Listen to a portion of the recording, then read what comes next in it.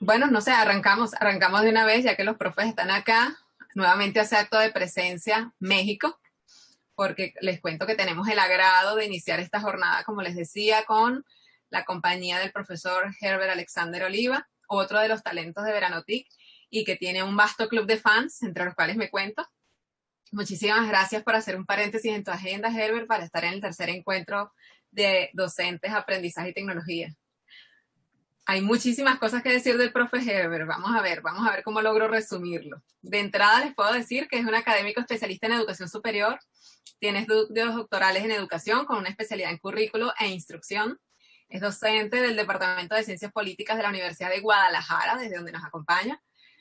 Es coordinador de la Red de Docentes de América Latina y el Caribe para El Salvador. Es investigador asociado al Instituto de Ciencia, Tecnología e Innovación de la Universidad Francisco Gavidia.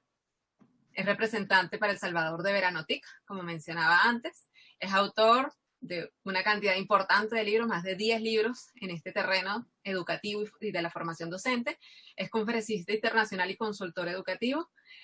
Hoy viene a compartir con nosotros su ponencia llamada La Era del Aprendizaje Adaptativo, Estrategias para el Aprendizaje Virtual en el Contexto Universitario. Bien, profe Herbert, cuando usted guste. Excelente, mi estimada Jelly. Es un gusto enorme poder saludar a toda la comunidad de profesores que están pendientes de esta magna actividad académica. Es un grato placer el poder interactuar con ustedes. Me revisto de mucha humildad para poder tratar de estar a la altura de todos los ponentes y vamos a tratar de poner mucho empeño. Les voy a suplicar un inmenso favor. Me encantaría que cuando se dirijan a mí me llamen por mi nombre. Para mí es muy importante el que hagamos a un lado la perspectiva de títulos académicos. Para mí esto es una fraterna y magna tertulia de profes a profes, ¿no? Porque luego suele ocurrir que muchos de los especialistas o de los pseudoespecialistas que hacen los abordajes críticos y analíticos de la educación en América Latina, pues resulta ser que nunca han dado clases en las escuelas o muy pocas veces visitan las escuelas y están viviendo de los sistemas educativos, pero muy pocas veces entienden y comprenden la dinámica de lo que representa ser profesor. Y en virtud de ello me gustaría compartirles mi presentación para la jornada de hoy. He preparado un documento que yo espero que sea del agrado de ustedes. Me indica Jelly si se ve ya en pantalla, porque Lo lógicamente no voy vemos. a poder estar. ¿Sí? Sí, sí, lo vemos perfectamente.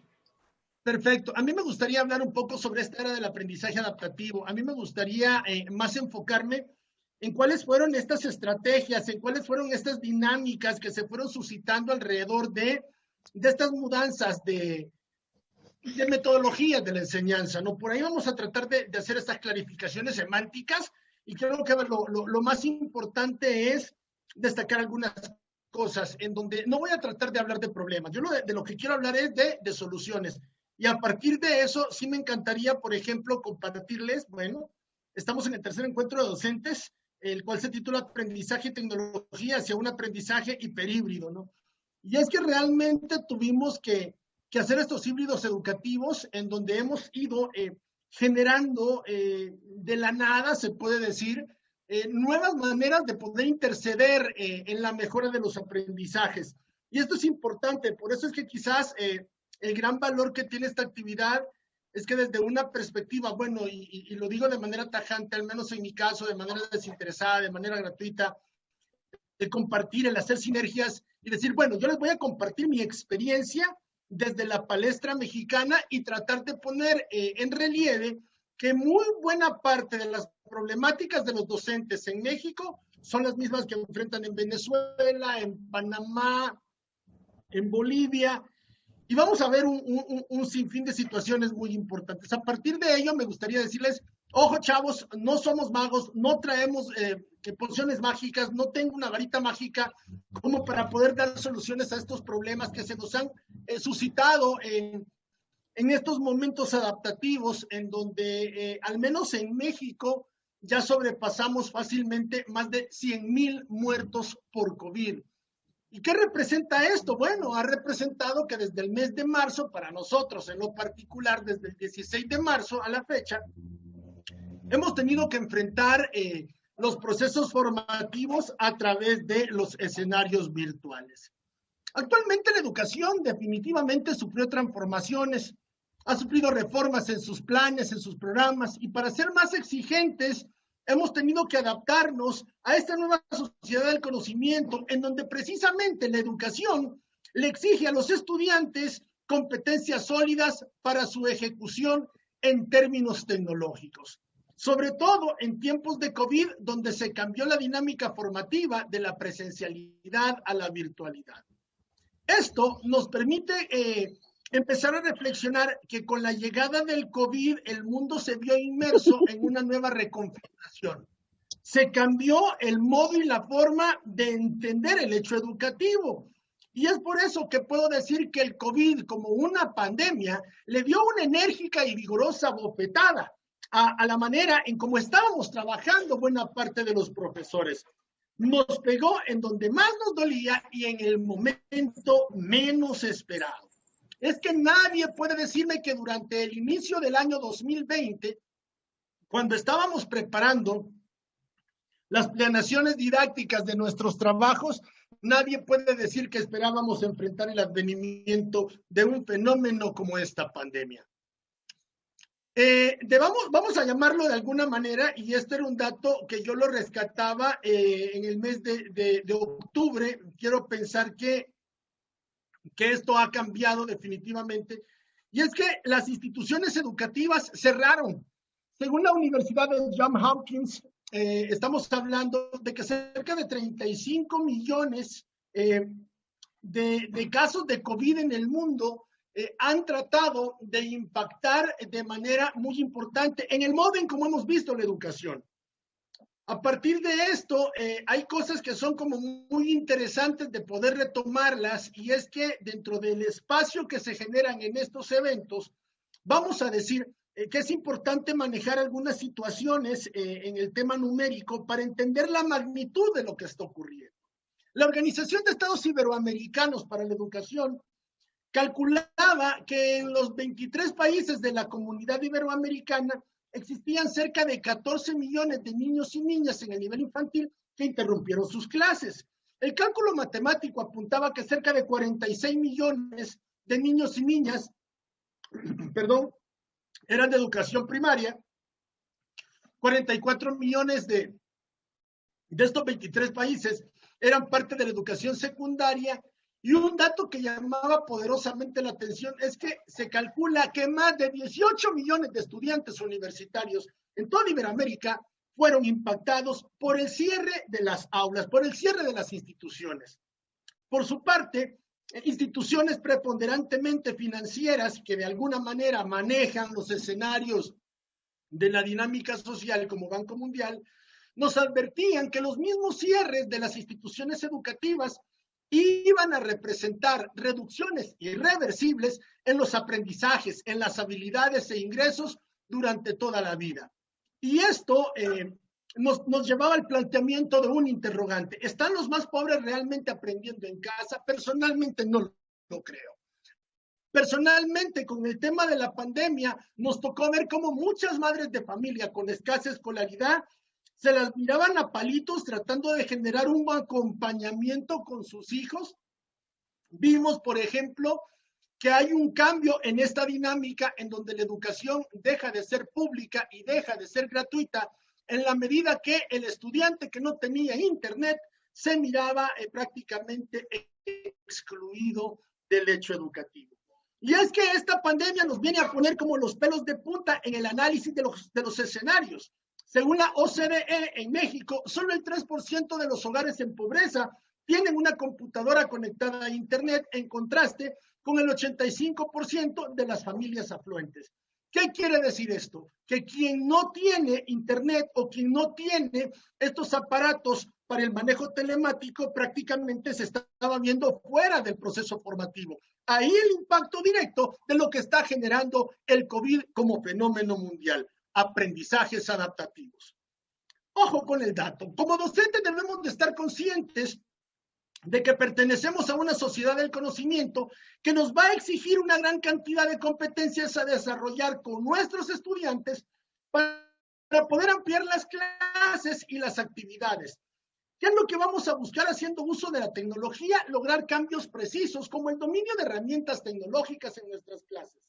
Por lo que trabajar y crear ambientes de aprendizaje significativos debería de asegurarme un involucramiento y un desarrollo de competencias dentro y fuera de la casa.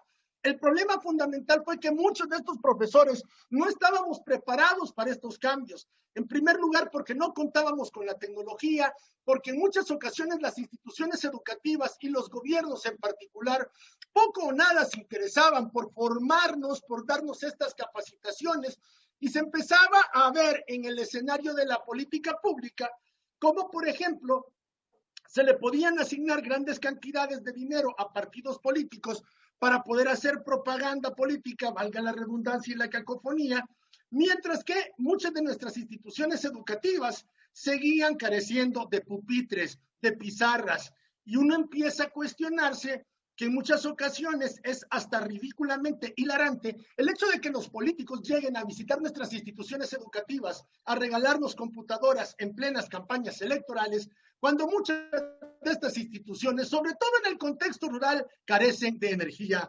eléctrica. Risible, pero ridículamente cierto. A partir de eso, vamos a tratar de hacer un abordaje aplicando alguna especie de cosmovisión sociológica. Edgar Morin, este sociólogo francés, ya nos empezaba a compartir una visión futurista de proponer los 7 saberes necesarios para la educación del futuro. Y nos van a indicar cómo esto contribuye a que el hecho educativo en tiempo de coronavirus retome 2 aristas contempladas por Morin. En primer lugar, ¿sabemos afrontar las incertidumbres? ¿Estamos preparados para enseñar frente a la adversidad?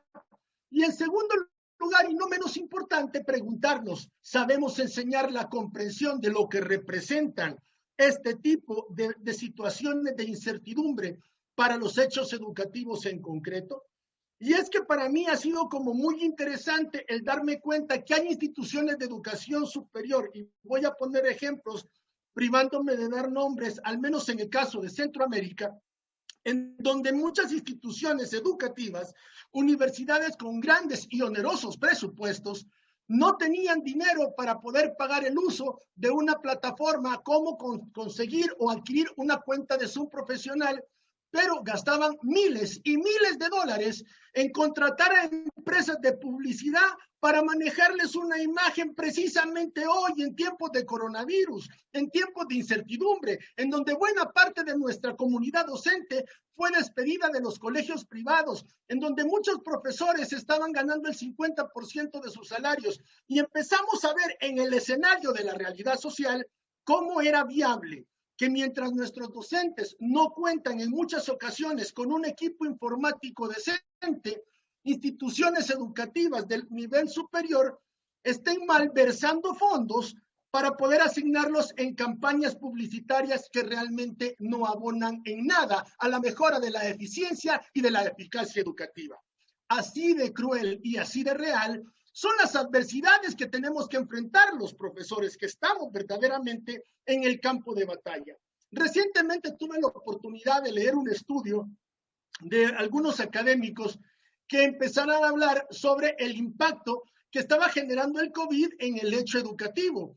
Curiosamente, se me hizo muy preponderantemente interesante que eran académicos que en la realidad concreta no conocen la estructura de la escuela pública, que no conocen el funcionamiento, y empieza uno a darse cuenta que muchos de los críticos de nosotros, los profesores, realmente nunca han ejercido la docencia per se.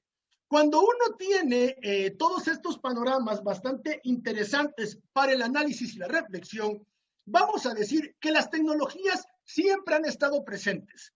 Nadie puede decir que las tecnologías se han desaparecido. Siempre han estado latentes de una o de otra forma en nuestras realidades.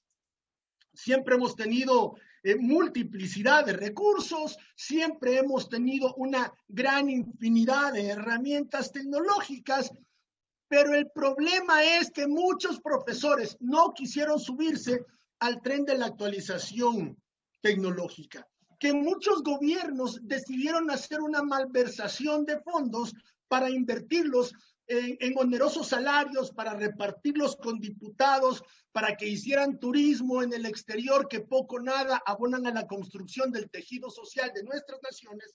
Y podemos ver, por ejemplo, lo que ocurría el día de ayer en Guatemala. Un pueblo que estaba cansado del devenir de tanta injusticia social y terminaron por incendiar el Congreso.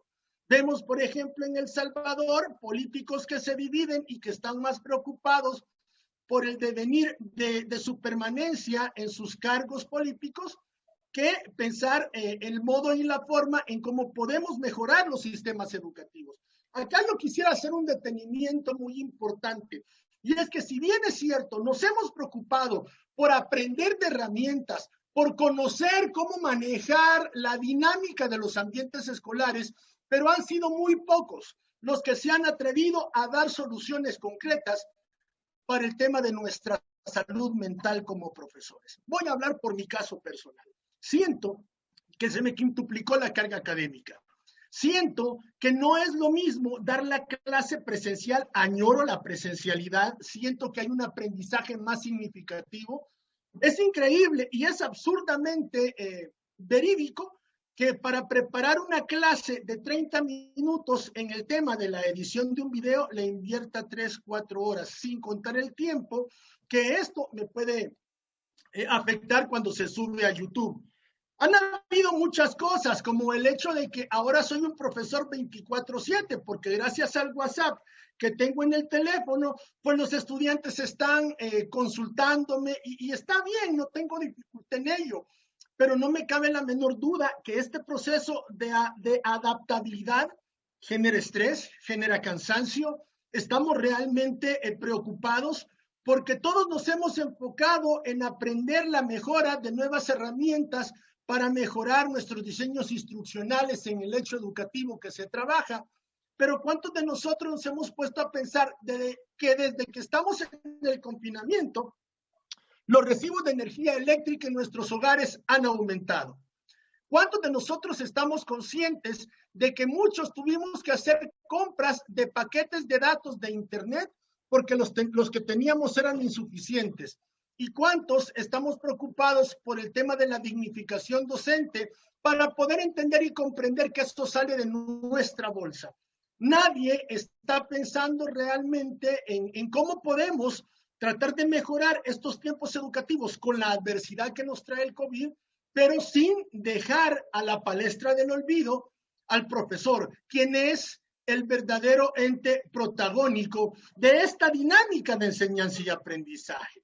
Y es que lo que voy a decir al mejor estilo literario es que tuvimos que hacer una especie, ya lo diría Frank Kafka, como una metamorfosis en donde nos hemos trasladado de la presencialidad a la virtualidad. Hemos hecho una mudanza que reconfiguró la manera de cómo podemos mantener la captura de la atención de nuestros estudiantes.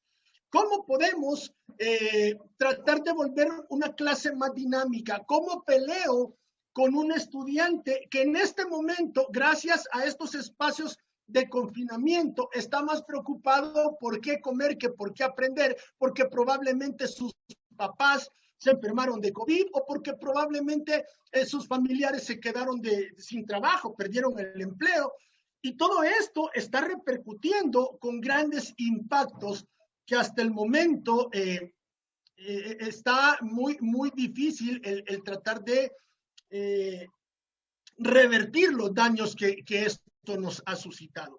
Y es que esto ha sido un asunto muy complejo. Esto realmente ha sido un asunto muy complejo. Tenemos que entender que las escuelas no son verdaderamente centros de supercontagio, pero sí hay que decir que por parte de muchos gobiernos en América Latina, la educación fue seleccionada para cargar con todo lo que implica los efectos negativos de la pandemia. Y voy a explicarlo. Al menos acá en el estado de Jalisco, puedo decir de manera muy categórica que seguimos con las universidades cerradas, pero el día de ayer, sobre la avenida Chapultepec, un lugar muy famoso para el turismo en Jalisco, específicamente en la ciudad de Guadalajara, las cervecerías están abiertas. Entonces uno empieza a valorar qué es realmente más importante. Si mantener las escuelas cerradas y las cantinas abiertas, ¿qué tipo de tejidos sociales estamos reconvirtiendo? Como lo dijo el Nobel de la Economía, Paul Krugman, las escuelas están siendo sacrificadas para poder abrir los antros de perdición. Cambiemos prioridades. ¿Por qué empezamos a cuestionarnos cuando nosotros vemos que la misma dinámica financiera de las naciones, por lo menos en algunos países, me permite entender que por cada litro de leche que se consume en una nación, se consumen 10 de cerveza? A partir de esto, nosotros podemos hacer parangones comparativos para poder dimensionar el tipo de estructura social que está dejando la educación en tiempos de pandemia. No me cabe la menor duda que este año 2020 nos deja algunas premisas fundamentales. Tenemos que reconsiderar. El docente lidera en situaciones de crisis las maneras de poder reinventar el futuro de la educación. Y es que, ojo con esto, ante la reapertura gradual de algunas escuelas, el reto para nosotros los educadores es reforzar la resiliencia, es tratar de ver luz en los túneles de oscuridad, en donde tenemos que apuntalarle a la construcción del futuro de la educación del mañana. Acá hay que decirlo, pues obviamente, el brote del COVID afectó a 63 millones de maestros y evidenció la escasez de nuestro gremio en el manejo de tecnologías en buenas partes de América Latina. Las tareas de nuestras naciones, desde los enfoques gubernamentales, debería de ser generar una capacitación para las nuevas tecnologías, es decir, darle un mayor empoderamiento a los procesos de formación docente para tratar también de acompañar todos estos mecanismos de digitalización o de virtualización, sea la que sea la postura semántica que usted le quiera brindar. Tenemos que dotar de recursos a nuestros profesores para que puedan generar su propio contenido digital. Y es que cuando hablamos de la creación de contenido, acá tenemos que rescatar un hecho que es muy importante, la administración educativa. Es increíble que en el siglo XXI muchos de los grandes administradores, muchos de los directores, de la gente que está al frente de las instituciones educativas, es ridículamente cierto que están más preocupados porque les entreguemos las planeaciones didácticas, las rúbricas, los checklists, pero ¿cuántos de nosotros se nos evalúa verdaderamente si nuestros estudiantes están aprendiendo de manera significativa?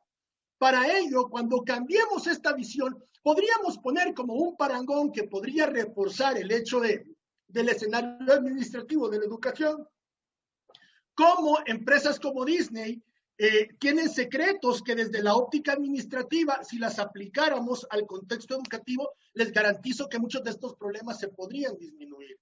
¿Por qué no le prestamos atención a los colaboradores? Siendo nosotros los entes protagónicos junto con nuestros estudiantes del hecho educativo, ¿hace cuánto que no veo caminar a muchos rectores de universidades por los pasillos hablando con los estudiantes para conocer las realidades que convergen en las instituciones que ellos mismos dirigen?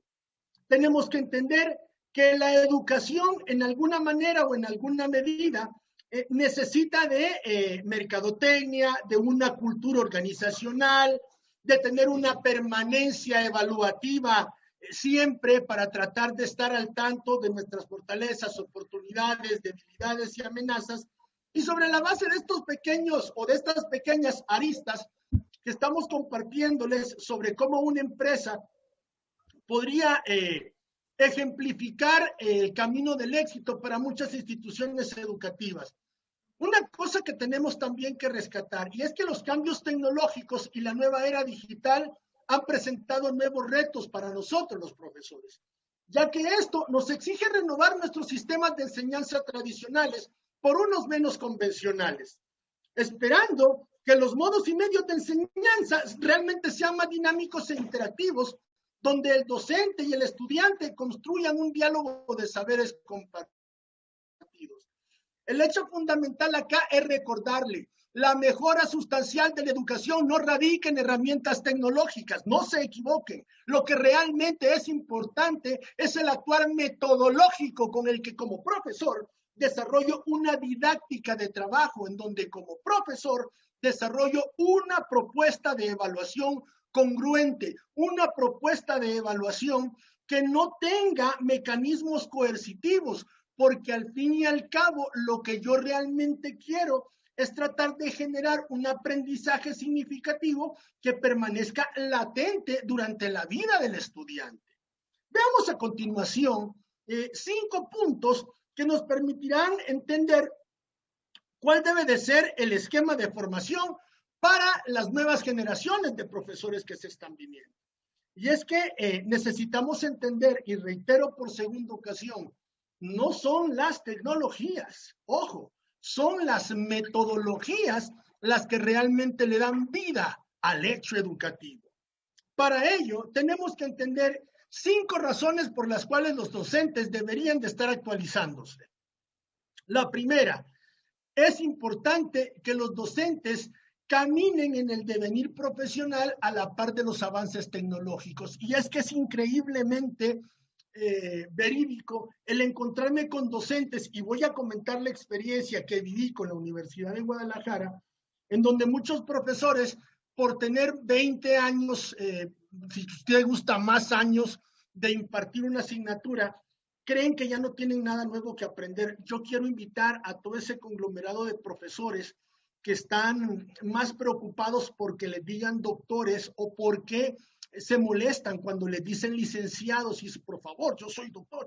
Y todo este tipo de altanería pedagógica que nos toca vivir dentro de los escenarios educativos, que en muchas ocasiones no se dice por una especie de protocolo profesional, que el docente que no quiere aprender debe de perder el derecho de enseñar, porque las vertiginosas aguas del conocimiento están moviéndose día y noche. Y yo no puedo seguir enseñándole a mis estudiantes de la forma en la que yo aprendí hace muchos años atrás, porque estas nuevas generaciones tienen otra conceptualización de lo que implica aprender. Ya Joney y Alonso nos comparten estilos de aprendizaje, ya nos van definiendo rutas para identificarlo, y sobre la base de estas categorías taxonómicas de análisis, nosotros podemos decir que si ha cambiado la forma en cómo tomamos una fotografía, imagínense ahora en un contexto real cómo no van a cambiar las formas de aprender de nuestros estudiantes. Un segundo punto, es importante experimentar nuevas herramientas en el aula. Quiero decirlo, que cuando tuve mis primeros acercamientos en el escenario de la escuela pública, recuerdo con gran vehemencia cuando llevé un retroproyector a una escuela pública para impartir una clase de estudios sociales, y nunca voy a olvidar cuando un profesor me llama y me dice: oye, ¿sabes qué, Alexander? Si por tu culpa y por haber traído tú este retroproyector a nosotros como profesores nos exigen que utilicemos el retroproyector también, tú nos vas a dar cuenta a nosotros. Así de triste eran los intentos de traer herramientas innovadoras al aula. Muchos docentes renuentes que se mantienen muy a la defensiva de sus esquemas tradicionales y ortodoxos. Yo creo que tenemos que revestirnos de humildad para entender y comprender que tenemos que hacer cambios sustanciales en la manera en cómo estamos educando a las nuevas generaciones que formarán parte en los próximos años de los nuevos tejidos sociales productivos de América Latina. A partir de eso, también hay que señalar que es importante evolucionar los métodos educativos. Y acá yo quiero decir algo. Gran parte de la culpabilidad del fracaso de muchas naciones es pensar que no hemos tenido filtros adecuados para generar mejores esquemas formativos de los perfiles docentes. Lo compartí en una charla para la Cámara de Comercio de Panamá. Me parecía muy absurdo que la escuela de medicina de una universidad X tenga sendos filtros para que pueda incorporarse un estudiante a la escuela de medicina. Y me parecía absurdo que para la escuela de docencia, para la escuela normal docente, no existieran filtros, permitiendo que todo aquel que quiera ser profesor se anime. Y yo pienso que no. Yo pienso que el ejercicio docente, si bien es cierto, no nos deja una riqueza monetaria sustantiva como otras carreras, pero el ser profesor demanda de una pasión, de una mística, yo le llamo de un compromiso mejor parecido al apostolado religioso que profesamos. ¿Qué quiero decir con esto? Ser profesor es garantía de una satisfacción profesional sin precedentes. Y es que es muy gratificante el ver manifestado en un tejido social a un abogado o a un médico que está dando aportes significativos a su país y saber que ha pasado por las aulas y existe un reconocimiento de que son lo que son por la calidad de profesores que tuvieron. Y para mí eso es importante. Pero también es importante el tratar de exigirle a las instituciones de educación de América Latina ser más selectivas con lo que nosotros estamos formando como profesores. Y luego vamos a empezar a ver, cuando ya estamos en el devenir de la vida universitaria, cómo muchos académicos están más preocupados por producir libros y de repente tienen más libros que lectores porque sus aportes académicos no sirven más que para el reconocimiento de programas de estímulos, es decir, vieron en la educación y en la producción académica una forma de explotación salarial. Y va a ser también muy interesante porque la verdad que el poder empoderar la dignificación docente nos permite comprender que mientras no existe un reconocimiento hegemónico del gran valor que aporta la docencia a la construcción de las estructuras sociales, pues seguiremos navegando en la nave del olvido, como diría José José, este célebre cantor. Hablemos entonces de un cuarto elemento que es captar la atención total del estudiante. Es un reto difícil, porque estamos con estudiantes que están con estrés, estudiantes que están en muchas ocasiones con tendencias suicidas, estudiantes que tienen hambre, estudiantes que están viendo más la oportunidad de trabajar que la de estudiar. Y si a eso le suma algo que yo lo vengo señalando, que entristece la verdad, desde la acción axiológica del abordaje de valores, ver cómo muchos medios de comunicación fomentan, por ejemplo, el que un estudiante, el que un adolescente pueda obtener el éxito social y financiero de su vida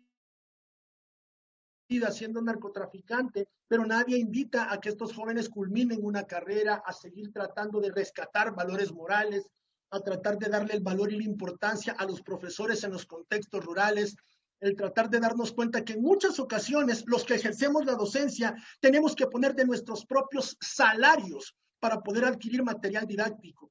Y debo de decirlo de manera muy triste que es increíble cómo lejos de mejorar los presupuestos en el tema educativo, se siga viendo a la educación como una forma secundaria, ¿no? Es decir, no tiene el verdadero rol que se le debería de dar.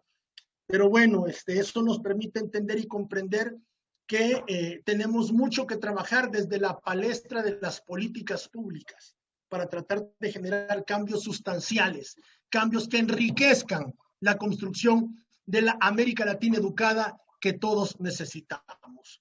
Y por último, es importante reconocer que debemos de motivar la participación activa del estudiante. Y esto hay que decirlo, tenemos que fomentar más el trabajo cooperativo, tratar de potenciar mejor el aprendizaje basado en problemas, el aprendizaje basado en proyectos, tratar de generar sinergias, fomentar mejor la resiliencia y tratar de generar toda una estructura que vaya acompañándonos, porque solos no podemos cargar con esta mochila de muchas responsabilidades. Y es que hay que recordar algo que es importante. La primera institución que educa se llama el hogar. ¿Qué representa esto? Y lo digo de manera repetitiva. Si un estudiante entra al aula en la mañana y no saluda, no es culpa del maestro, es culpa del padre de familia que desde las bases del hogar no sabe transmitir una educación que se fundamente de manera muy granítica en valores morales. A partir de eso, el presidente de las Naciones Unidas, su secretario general, para explicarlo en mejor medida, dice que como consecuencia directa de lo que estamos enfrentando, vemos venir una catástrofe generacional, en donde estamos desperdiciando el potencial humano al seguir manteniendo las instituciones educativas cerradas.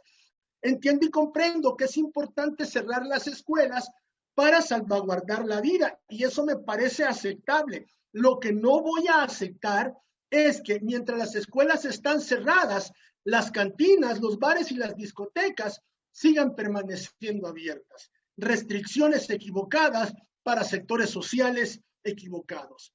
Esto a lo único que nos está llevando es a tratar de retroceder en el progreso educativo alcanzado y decir, se está exacerbando las desigualdades arraigadas ya existentes. Es muy preocupante y es muy contundente lo que estamos viendo en el escenario educativo, pero sigo viendo falta de apoyo para los profesores, y aquí yo voy a rescatar la labor que ha hecho Verano TIC, en donde puedo decir que hemos generado más webinars o más procesos de actualización educativa que muchos gobiernos en América Latina, y lo hemos hecho de manera desinteresada y gratuita. Y hemos llegado a enfrentarnos a un escenario en donde la gente, cuando ve que las cosas son de gratis, con buena intención y con gran apoyo positivo para el empoderamiento de la literacia informática de las comunidades docentes, muchas veces la gente no cree. Y es que hemos perdido tanto la esperanza que transformamos lo bueno en malo y lo malo en bueno. Naciones Unidas nos está llamando a darle prioridad a la reapertura de las instituciones educativas en la medida de lo posible. Y es que no hay que perder de vista que reabrir las instituciones educativas nos exige de nuevos protocolos de interacción. ¿Hacia dónde vamos? Bueno, vamos a tratar de aterrizar con algunas conclusiones, y es que no podemos negar que es importante apoyar la resiliencia de los docentes para garantizar la efectividad docente. Sigo retomando el ejemplo que les compartía. Es increíble pensar que existan universidades que inviertan en campañas publicitarias, pero que se niegan a adquirir las condiciones de una plataforma que verdaderamente reditúe en mejor medida el hecho educativo. Y ahí es donde vemos nosotros, por ejemplo, por qué en muchos países es más rápido que llegue una pizza a domicilio y no que llegue una ambulancia por el enfermo. Cuando nosotros vemos todo este tipo de situaciones en donde y no estoy menospreciando la labor, pero de repente la secretaria de un prominente político tiene más y mejor salario que un profesor que verdaderamente prioriza y centraliza la construcción de más y mejores tejidos sociales a partir de la formación profesional, realmente indigna cómo nos han relegado a un plano secundario, terciario, de lo que es el profesor como componente indispensable para el desarrollo de las naciones. La segunda conclusión es apoyar a los maestros a nivel educativo para garantizar la efectividad docente. Nuestros docentes deben de estar equipados para evaluar a los estudiantes una vez que vuelvan a la escuela, de modo que se puedan identificar qué conocimientos y habilidades claves se han perdido. Y es que nosotros, al menos en México, nos hemos dado cuenta que los jóvenes entre 11 y 18 años, del mes de marzo al mes de junio, estuvieron expuestos a cerca de 36,000 horas de contenido televisivo cargado de violencia. Nos hemos dado cuenta, y lo debo de decir yo, permanezco más de 7, 8 horas, 9 horas al frente de la computadora, y ya con sendos dolores, con principios del túnel carpiano, ¿no? Es decir, la vida mía no puede estar alrededor de una computadora.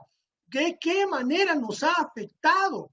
Y acá tenemos que decir, como docentes, tenemos que estar preparados para enfrentar todo lo que se nos viene con la reapertura de las instituciones educativas. Y por último, tenemos que apoyarnos, compañeros docentes, a nivel tecnológico para garantizar la efectividad docente. Y aquí es donde yo les invito a que nos acompañen en estas jornadas de actualización, en donde diversos educadores de América Latina, de Colombia, desde Cuba, Bolivia, Panamá, su servidor y otras latitudes, Paraguay, estamos haciendo sinergias, simple y sencillamente por el interés de ayudar a nuestro gremio profesional docente.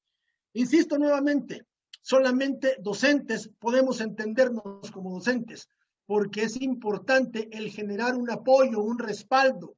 Y allí es donde yo veo a grandes baluartes, a nuestro representante de Verano TIC, el doctor Pablo en Venezuela, garante de calidad, un hombre que está entregado en alma, corazón y vida en la educación, que se preocupa por el pueblo venezolano y trata de aportar desde la trinchera educativa un granito de arena para la construcción de mejores estrategias formativas. Entonces uno empieza a darse cuenta que no estamos solos en esta batalla, que tenemos a muchos soldados que nos vamos a sumar desde el trabajo cooperativo como hormiguitas a hacer sinergias en positivo. Por último, en todas estas áreas será clave el liderazgo escolar sólido. La fase posterior al COVID nos va a ofrecer muchas oportunidades para reconstruir mejor, es decir, mejorar la calidad y la equidad de los sistemas escolares. Nuestros países necesitan destinar el financiamiento necesario para lograr estos objetivos y necesitarán superar las brechas digitales si quieren una generación de jóvenes florecientes en el empoderamiento de la literacia informática. De esta manera, colegas, yo les dejo mis datos de contacto, les dejo mi teléfono por algún mensajito de WhatsApp, alguna especie de sinergia que podamos establecer para profundizar más estos marcos de cooperación desinteresada. Y desde mi nombre, desde el nombre de la Universidad de Guadalajara, reconocer de qué manera podemos ayudarle. Desde Verano TIC, qué podemos hacer para ayudar a la construcción de los mejores sistemas educativos en América Latina. Yo no voy a terminar esta presentación sin antes compartirles. A mí, personalmente, no me interesa tu concepción religiosa. Te voy a hablar en mi caso como católico. Y debo de decir que hoy más que nunca se necesita, independientemente de tu religión, que seamos más cooperativos, más humanistas, más solidarios. Y yo te invito a que reflexiones, no importa el tamaño de tu problema. No importa la dimensión del tamaño de tu problema. Recuerda que si caminas de la mano de Dios, todo, pero todo lo podrás resolver en Cristo que te fortalece. Filipenses 4:13, mi lectura bíblica favorita. Que Dios me los bendiga. Desde Guadalajara, Jalisco, desde el estado del Tequila, les mando un fuerte abrazo cargado de energía positiva. Bendiciones y el mejor estilo de Star Wars, que la fuerza los acompañe. Gracias, Herbert, gracias por tu participación. Como siempre, espléndido por acá. Te voy a hacer comentario de muchas de las cosas. Creo que a medida que te iba escuchando, íbamos recogiendo muchas cositas que efectivamente apuntan al hecho de que exista el tercer encuentro de docentes de aprendizaje y tecnología, incluyendo aquello que mencionábamos ayer y recordábamos hoy en la mañana, que es que este es un encuentro, o sea, no es congreso, no es simposio, sino que es un encuentro, es donde nos damos cita para compartir estos pareceres, para darnos cuenta que nuestros problemas se replican en otras naciones igual. Yo te estaba escuchando y sentía que estabas hablando de mi país. Por aquí también lo dice Susana. La misma sensación. Es lamentable, esto no es motivo de júbilo, es lamentable que esos problemas se repitan en la misma proporción. También lo menciona aquí tu coterráneo Juan Martín Ceballos, de quien hablábamos en estos días, que, bueno, él dice, quien se ha asegurado la plaza está preocupado solamente por esa plaza que logró, por su puesto de trabajo, y quizás ir más allá, pues le da pereza.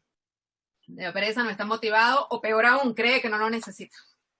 Yalis, te comento rápido una historia. No voy a decir países porque no quiero quemar a nadie, ¿eh? No te preocupes. Recuerdo que yo quería entrar al sistema educativo público como profesor, que tenía 17, 18 años. Me gradué muy joven de la universidad y recuerdo que le dije a un analista político, a un analista educativo, que por cierto es un referente, no digo nombre porque pues lo evidencio, le digo, doctor, ayúdeme a conseguir una plaza de gobierno como profesor. Y a esta persona que vive de la educación, que se rasga las vestiduras como miembro del Sanedrín Educativo de América Latina, me dijo, ¿y que acaso te quieres quedar como profesor de magisterio? Entonces se me hizo como una hipocresía moral, porque comen de la educación, viven de analizar la educación, pero no conocen la realidad del aula, la realidad del profesor que camina kilómetros de kilómetros para poder llegar a ejercer su labor con pasión, en donde los alumnos se han tenido que subir a árboles para poder alcanzar un poquito de señal de internet. Así de triste y de preocupante es el enfrentarnos con estas nuevas adversidades que nos plantea el COVID-19 y lo que aporta o desaporta para los contextos educativos. Muy bien, muchísimas gracias. Bueno, aquí activaste el chat, aquí la gente te está aplaudiendo tu presentación. Ailín Matamoros, que también nos presenta hoy una experiencia en un colegio de acá de Caracas y pues imagínate, ya nos dice que está contextualizada con la realidad venezolana. De verdad que yo sentí que podías estar hablando de cualquier país, pero por supuesto en primer lugar yo decía, mira, Venezuela. Muy buena ponencia, te dice por aquí Gustavo. Gustavo nos acompaña desde Argentina. Chido, gracias. Maris. Recuerden, amigos, no son las tecnologías, ¿eh? O sea, es la metodología del docente. Es lo que tú puedes hacer apoyándote de una herramienta tecnológica. Y no hay que perder de vista eso, porque la gente piensa que entre más recursos tecnológicos le apliquemos al hecho educativo, más serán las cosas. Chido, ya Juan Martín, sé que tengo que ya irme, pues soy muy platicón, ¿por qué me invitan? No, Gerard, no. Estoy dando de entender que estoy aplaudiendo en silencio, ¿no? Yo lo comenté el viernes con Yelis y lo he compartido con mis estudiantes de maestría que están aquí. Yo les digo que yo te admiro. Y a mí me vale madres lo que digas, pero para mí eres doctor y se acabó. ¿Sí? Ándale. Perdón, es una frase antisonante. Entre nosotros nos entendemos, entre nosotros nos entendemos. Chido, cámara. ¿Sí? Muchas gracias. Felicidades porque saco a colación lo que yo más o menos trataba de decir ayer, Yeris, en la parte por la mañana, ¿no? Que hay que ser críticos y hay que tomar una conciencia de lo que estamos, lo que tenemos, y a partir de ahí desarrollar algo metodológico y exactamente no hacer caso de los pseudo. Muy bien, felicidades. Me quedo satisfecho. Gracias. Yo creo que todos estamos fascinados. Gracias, Herbert, bueno, mira, tu club de fans, que no sé quién lo lidera, pero estamos ahí en las filas. Por aquí se suma a la profesora Ailín Matamoros, una profesora a quien conozco sí personalmente. Hemos trabajado juntas, estudiado juntas, y ella va a cerrar hoy el evento. Te está invitando en caso de que pudieras, sé que es complicado porque es domingo, pero en caso de que pudieras, y si no, pues bueno, después te lo hago llegar con la grabación para que lo puedas ver, porque está interesada en que veas. Yo no he conversado con ella porque quiero que sea sorpresa todos los entretelones de su trabajo, pero me puedo imaginar, considerando cuáles son las circunstancias, me puedo imaginar todos los inconvenientes tras pies, y pues bueno, me imagino que dentro de todos los logros que haya conseguido Ailín dentro de su experiencia educativa en los colegios de la María Auxiliadora. No nos vamos sin antes ofrecerle a toda la comunidad de profesores de Venezuela que como comunidad Verano TIC estamos a las órdenes para poder generar jornadas de actualización y de capacitación docente. Si no somos solidarios con nuestros profesores venezolanos, estamos cayendo en la redundancia de ser hipócritas con los discursos que estamos ofreciendo. Ojo, y acá lo digo, y estoy seguro que Eric Miranda me va a dar el respaldo total, en donde como Verano TIC tenemos muchas cosas que podemos aportarle de manera gratuita a ustedes, a los profesores, a los colegas, porque si no nos apoyamos entre colegas, ya nadie nos va a poder apoyar. Que Dios me los bendiga, muchachos, hasta la próxima, y ojalá que vuelvan a hacer otro evento para que nos inviten. Con toda seguridad, Herbert. Mil gracias de verdad por tu presencia aquí, gracias por animarnos en la tarde, y pues como dicen los españoles, no se puede decir más fuerte, pero no más claro. Ándale. Gracias.